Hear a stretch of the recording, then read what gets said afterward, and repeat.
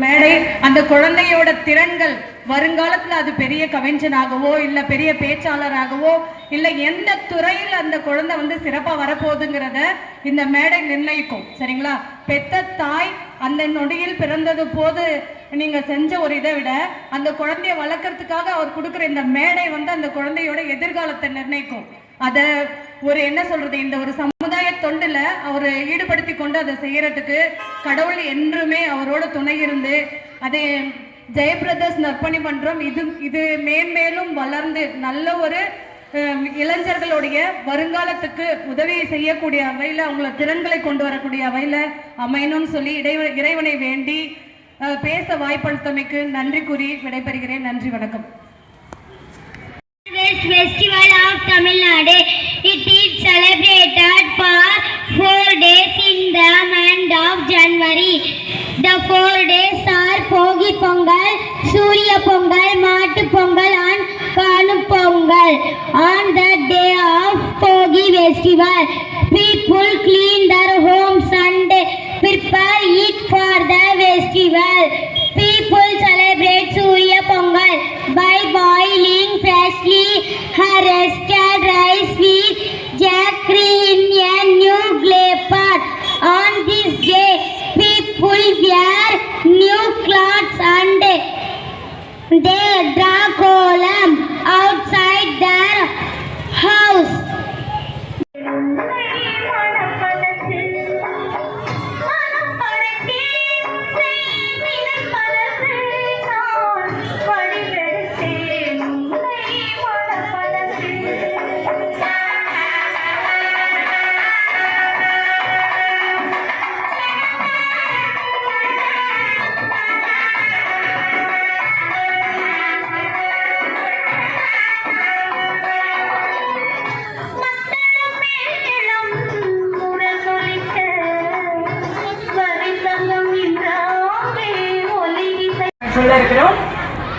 பொதுவாகவே வாழ்க்கையில நம்ம உயிர் எடுத்து உடம்பெடுத்து வந்திருக்கோம். வீட்டில் ஒரு ஃப்ரிட்ஜ் வாங்குறோம், டிவி வாங்குறோம்னா கேரண்டி கார்டு வாங்குவோம். ஆனா நாம் சுதந்திரமாக, அதாவது அப்பா அம்மா மூலமாக இந்த உலகத்துக்கு வந்திருக்கோம். ஆனா இந்த உடம்புக்கு கேரண்டின்னு ஒன்று இருக்கா அப்படின்னு பார்த்தீங்கன்னா இதுவரையிலும் தெரியாது. பிறந்திருக்கோம், வாழ்வோம், ஒரு நாள் போயிடுவோம். எல்லாரும் இதே நிலையில தான் நம்ம இருந்துட்டு இருக்கோம். ஆனா நாம ஒரு பொருளுக்கு கொடுக்கக்கூடிய மதிப்பை நம்ம உடலுக்கும் உயிருக்கும் மனதிற்கும் கொடுக்கிறோம்னா பெரிய ஒரு கேள்விக்குறிதான். அதனாலதான் நம்ம உடல், உயிர், மனம் இதை மூன்றையும் சரியா வச்சுக்கணும்னு சொல்லுவாங்க.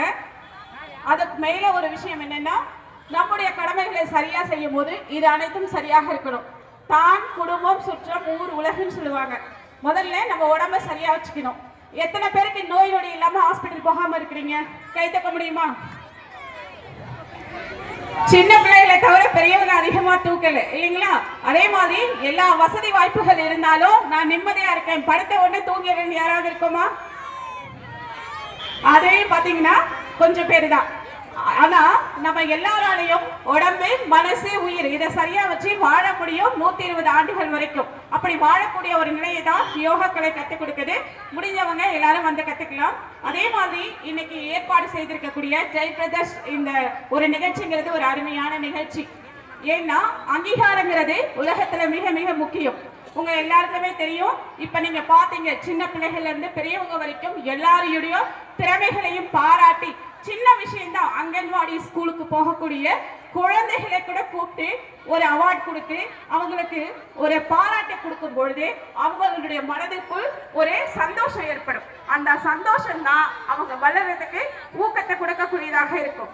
அந்த நிலையை இன்னைக்கு செய்து கொடுக்கக்கூடிய ஜெய் பிரதர்ஸ் நற்பணி மன்றத்துக்கு மிக்க நன்றி. ஏன்னா இந்த உலகத்தில் அங்கீகாரங்கிறது மிகப்பெரிய விஷயம். பொதுவா புராண கதைகளை பார்த்திருப்பீங்க. கர்ணன் கதாபாத்திரம் திறமை இருக்கு, அனுபவம் இருந்தாலும் அங்கீகரிக்கப்படவில்லைன்றதுனால தீயவர்களான அந்த துரியோதனோட சேர்ந்து அவனும் கெட்டு சமூகத்துக்கும் கெட்ட பெயர் தான் உண்டாச்சு. அப்படி இல்லாம சின்ன வயசுல ஒருவேளை அங்கீகாரம் பண்ணி இருந்தா நிச்சயமா கர்ணன் நல்ல நிலைக்கு வந்திருக்கலாம், சமூகத்துக்கும் அவனுடைய திறமை பயனுள்ளதாக இருந்திருக்கும். அப்படிப்பட்ட ஒரு அருமையான தொண்டினை செய்து கொண்டிருக்கக்கூடிய இந்த ஜெய் பிரதர்ஸ் நற்பணி மன்றம் இன்னும் மென்மேலும் வளரணும்னு வாழ்த்துறோம். எல்லாருக்கும் நன்றியும் தெரிவிச்சுக்கிறோம். ஒரு சின்ன ஒரே ஒரு விஷயம், இந்த உலகத்துல நம்ம சுவாசிக்கிறோம். சுவாசிக்கும் போது காற்று எங்கிருந்து வருது? மரம் அசைறதுனால வருது இல்லைங்களா? சரி, அசைறதுனால காற்று வருதா? காற்று வந்ததுனால மரம் அசைதா? தெரியல. காற்று மரம் அசையும் பொழுது காற்று வருது, இல்லைனால காற்று வந்துட்டு இருக்கு. சரி, இந்த மரம் நடுறமே நாம நட்டோமா? நாம நட்ட மரத்துல இருந்து காற்று வரல, யாரோ நம்முடைய பெரியோர்கள் செய்த அந்த தூய்மையான பணியினால நாம சுவாசிக்கிறோம். அதே மாதிரி நாம இந்த உலகத்திற்கு ஏதாவது ஒண்ணு இன்னைக்கு விதைச்சிட்டு போனாதான் நம்முடைய வருங்கால தலைமுறையினர் நல்ல பயனுள்ளதை அனுபவிக்க முடியும். அதுக்காக தான் இந்த உலகத்துக்கு நாம் செய்ய வேண்டிய கடமையை நிச்சயமாக செய்யணும். அதைத்தான் பெரியோர்கள் தொண்டு அப்படின்னு சொல்லியிருக்காங்க. பொதுவா தொண்டு செய்யறது அப்படின்னா அன்னதானம் கொடுக்கிறது, உடை தானம் கொடுக்கிறது அப்படின்றது மட்டும் கிடையாது. அவங்களுடைய அறியாமையிலிருந்து நீக்கி அறிவுபூர்வமாக விழிப்புணர்வு பெற்ற நிலையில் வாழ்க்கையை வாழக்கூடிய தகுதியை உண்டாக்குவதும் ஒரு மிகப்பெரிய தொண்டுதான். அந்த நிலையில தான் யோகாக்களை இங்க எல்லாருக்கும் சொல்லி கொடுத்துட்டு இருக்காங்க. முடிந்தவர்கள் கலந்துக்கணும். அது மட்டும் கிடையாது, பொதுவா நம்ம வாரியர் சாமி ஒரு சின்ன ஒரு கதை சொல்லுவார். அதோடு நான் நிறைவு செய்து கொள்கிறேன். ஒரு ஊர்ல ஒரு பெரிய ஒரு செல்வந்தர் இருக்கிறார். ஒரு நாள் அவர் அங்க இருக்கக்கூடிய துறவியை சாப்பிட கூப்பிடுறார். சாமியார் சொல்றார், வீட்டுக்கு வரக்கூடிய நாள்ல வரும்போது கேட்கிறார், உனக்கு எவ்வளவு சொத்து இருக்குன்னு கேட்கிறார். அவர் சொல்றார், நல்ல பெரிய பங்களாலாம் இருக்கு, ஆனாலும் எனக்கு என்ன 1.5 லட்சம் ரூபாய் சொத்து தான் இருக்கு அப்படின்றார். திரும்ப அவர் வீட்டுக்குள்ள போறார். சாப்பாடு எல்லாம் கொண்டு வந்து பார்த்தா அவருக்கு 3 பிள்ளைங்க. ஆனா அவர் சொல்றாரு, உனக்கு எத்தனை பிள்ளைன்னு கேட்டவன, எனக்கு ஒரே ஒரு பிள்ளை தான் அப்படின்னு சொல்றார். அந்த துறவிக்கு புரியல, 3 பிள்ளைங்க கூட இருக்காங்க ஆனா ஒரே பிள்ளை அப்படின்னு சொல்றாருன்ட்டு. திரும்ப போய் சாப்பிட்டு முடிச்சுட்டு சொல்றார், உனக்கு என்ன வயசாகுது அப்படின்னு கேட்கும்போது, எனக்கு என்ன 2 வயசு தான் ஆகுதுன்னு சொல்றார் செல்வந்தர். உடனே இவர் பாக்குறார், என்னப்பா உனக்கு இவ்வளவு சொத்து இருக்கு, ஆனா 2.5 லட்சம் ரூபாய் சொத்து இருக்குன்ற 3 பிள்ளைங்க இருக்காங்க, ஒரே ஒரு பிள்ளை தான் சொல்ற. அதே மாதிரி உனக்கு வயசு என்னன்னு கேட்டா 1.5 வயசு 2 வயசுன்னு சொல்ற, நீ 60 வயசுக்கு மேல இருப்பியே அப்படின்னு வாரியார் சுவாமிகள், அதாவது அந்த துறவி கேட்கிறார். உடனே அந்த செல்வந்தர் சொல்றார், சுவாமி, நான் சேர்த்த இந்த சொத்தெல்லாம் எனக்கு சொத்தே கிடையாது. நான் போனதுக்கு அப்புறம் என் பிள்ளைகள் என்ன பண்ணுவாங்கன்னு எனக்கே தெரியாது. அப்போ சேர்த்த சொத்து கிடையாது. அதே மாதிரி நான் வாழ்ந்தது இல்லைங்களா, இந்த வாழ்க்கை என்னுடைய வயசுங்கிறது இந்த சத் சங்கத்துக்கு போனது, இறைவனை நினைத்தது, சதா சர்வகாலமும் இந்த உலகத்திற்கு ஏதாவது செய்ய முடியுமா நான் நினைத்த அந்த நேரம் மட்டும்தான் என்னுடைய நேரம். வாழ்க்கை முழுக்க நான் எவ்வளவு நேரம் நினைச்சனோ அதுதான் என்னுடைய வயசு. அதே மாதிரி என்னுடைய பிள்ளை பத்தி சொன்ன இல்லைங்களா, 3 பிள்ளைல எந்த பிள்ளை என் பேச்சை கேட்குதோ அதுங்க மட்டும்தான் என்னுடைய பிள்ளை, மற்றதெல்லாம் தொல்லை அப்படின்னு சொல்றாரு.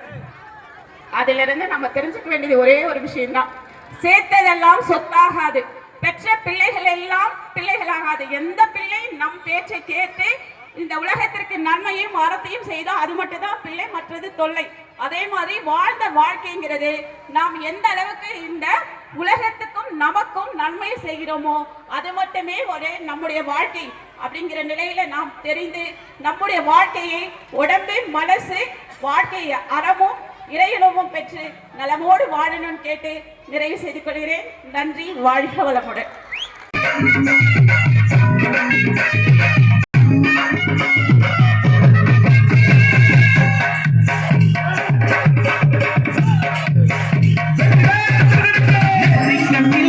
பிறந்தவனே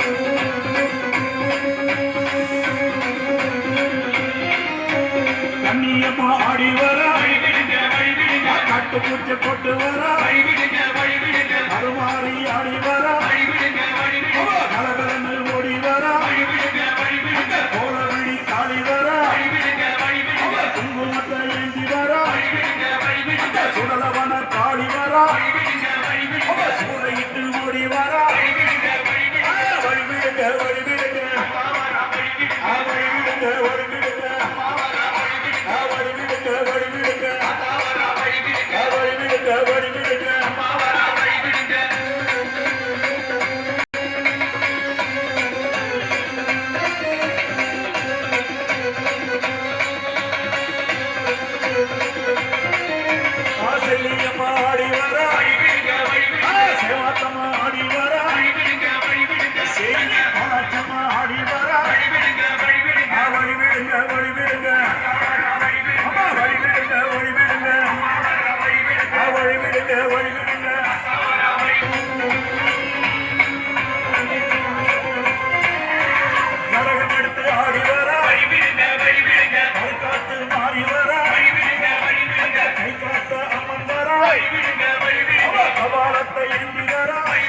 இந்த வருடம் இந்த பொங்கல் நிகழ்ச்சி ஜெய் பிரதர்ஸ் நற்பணி மன்றம் சிறப்பாக நடத்தி கொண்டு வருகிறது. இந்த வருடமும் சிறப்பாக நடத்துவதற்காக கிராமத்தில் உள்ள குழந்தைகள், சிறு குழந்தைகள் தங்களுடைய தனித்திறமைகளை வெளிக்காட்டுவதற்காக வந்துள்ளீர்கள். மிகவும் சிறப்பு இது. இந்த ஜெய் பிரதர்ஸ் நற்பணி மன்றம் நடத்தி கொண்டு வர இந்த நிகழ்ச்சி மிகவும் பாராட்டுக்குரியது. இந்த சங்கராபுரம் போன்ற சிறு நகரத்தில் இந்த மாதிரியான ஒரு ஊக்குவிக்கின்ற மாணவர்களை ஊக்குவிக்கின்ற நிகழ்ச்சிகளை நடத்துவது மிகவும் பாராட்டுதலுக்குரியது, மிகவும் சிறப்பானது. அவருக்கு எங்களுடைய பாராட்டுதல்களையும் இன்னர்வியல் சார்பாக நன்றியையும் தெரிவித்துக் கொள்கிறோம். வெள்ளத்தனைய மலர் நீட்ட மாந்தற்கு உள்ளத்தனைய உயர்வு, இது திருக்குறள். திருவள்ளுவர் கூற்றுப்படி திரு விஜயகுமார் சார் அவங்க மிக சிறப்பான செயல்களை செய்து அவருடைய உள்ளம் உயர உயர அவருடைய செயல்களும் உயர்ந்து கொண்டு வருகிறது. இது மென்மேலும் பல வருடங்களுக்கு தொடர வேண்டும் என்று பிரார்த்தித்துக் கொண்டு அவருக்கு வாழ்த்துதலை இன்னர்வியல் சங்கம் தெரிவித்துக் கொள்கிறது. நன்றி, வணக்கம். ஒன்றே குலம் என்று பாடுவோம், ஒருவனை தேவன் என்று போற்றுவோம். கடவுளிலே கருணை தன்னை காணலாம், அந்த கருணையிலே கடவுளையும் காணலாம். கடவுளிலே கருணை தன்னை காணலாம், அந்த கருணையிலே கடவுளையும் காணலாம்.